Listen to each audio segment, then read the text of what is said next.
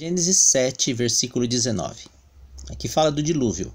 Prevaleceram as águas excessivamente sobre a terra e cobriram todos os altos montes que havia debaixo dos céus. Então as águas cobriram todos os altos montes. 15 côvados acima deles prevaleceram as águas. Ficaram 15 côvados acima dos mais altos montes, mas não chegaram até o céu, ficaram debaixo dos céus. Gênesis 9, versículo 1. Assim que passa o dilúvio, Deus dá essa ordem. Abençoou Deus a Noé e a seus filhos, e lhes disse: sede fecundos, multiplicai-vos e enchei a terra. E ele vai dar essa ordem. Ele vai repetir duas vezes. Versículo 7. Mas sede fecundos e multiplicai-vos, e povoai a terra e multiplicai-vos nela. Então, Deus mandou que eles povoassem a terra, se espalhassem pela terra e se multiplicassem nela. Duas vezes ele deu essa ordem. Vamos ver como os descendentes de Adão responderam a essa ordem de Deus. Gênesis 11, versículo 4. Disseram: vinde, edifiquemos para nós uma cidade, uma torre, cujo tope chegue até aos céus, e tornemos célebre o nosso nome, para que não sejamos espalhados por toda a terra.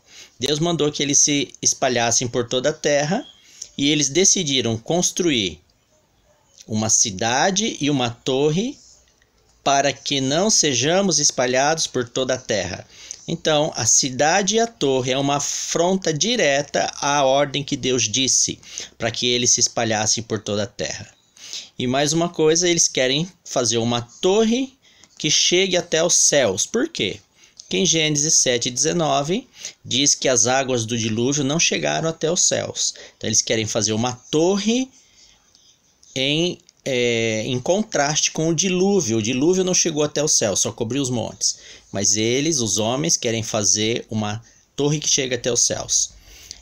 E tornemos célebre o nosso nome. Eles querem ficar famosos. Eles são orgulhosos, assim como em Ezequiel 28:17 diz que Satanás, ele é orgulhoso. Então você já percebe a ação de Satanás na vida dessas pessoas. Então, a cidade e a torre de Babel são uma afronta direta à ordem que Deus deu, para que não sejamos espalhados por toda a terra. E a gente sabe o que Deus vai fazer. Versículo 7. Vinde, desçamos e confundamos ali a sua linguagem, para que um não entenda a linguagem de outro. Destarte, o Senhor os dispersou dali pela superfície da terra e cessaram de edificar a cidade.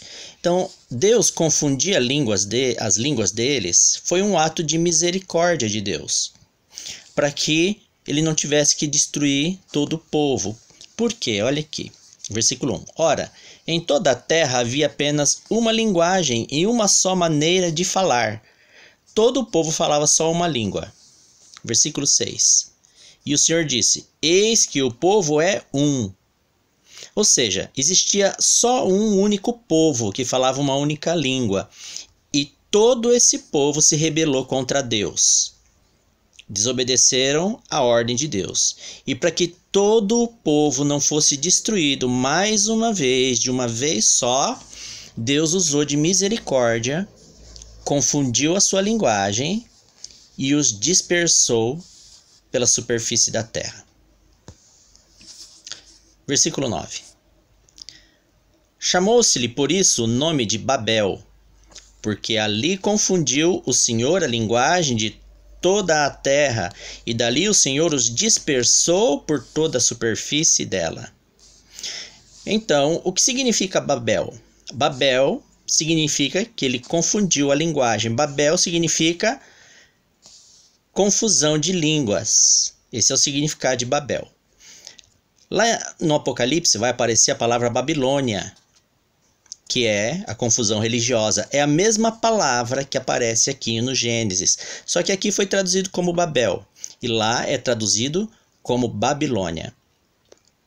E Babel e Babilônia significam confusão de línguas. Então, O mundo hoje fala vários idiomas porque o mundo se rebelou uma vez mais contra Deus. Deus deu uma ordem direta para que eles se espalhassem pela terra, mas eles decidiram fazer uma cidade e uma torre para que não sejamos espalhados por toda a terra. Então foi esse grande pecado de afronta a Deus, foi punido com uma confusão de línguas. Os povos foram separados pela confusão de língua, por Babel. Mas no fim dos tempos, Satanás, ele vai usar isso aqui novamente. Vamos entender como.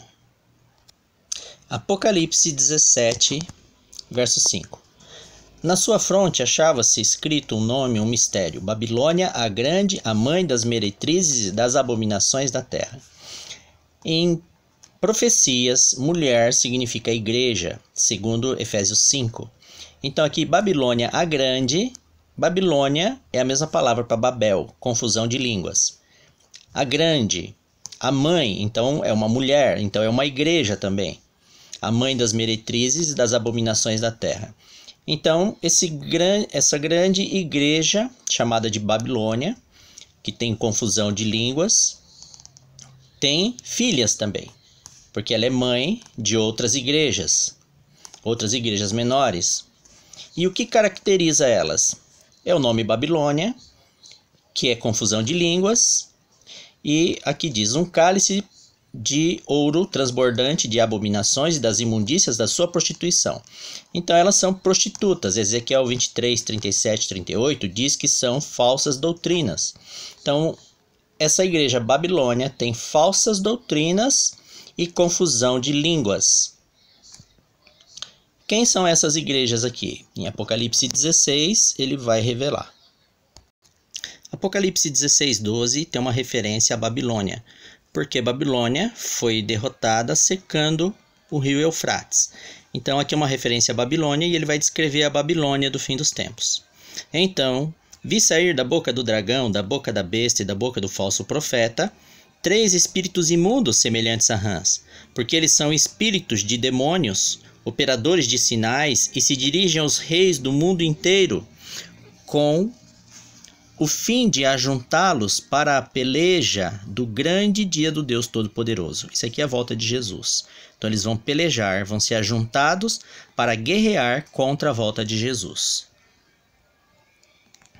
E quem é Babilônia no fim dos tempos? Babilônia é um símbolo de confusão de línguas, por isso que ele fala: vi sair da boca do dragão, da boca da besta, da boca do falso profeta.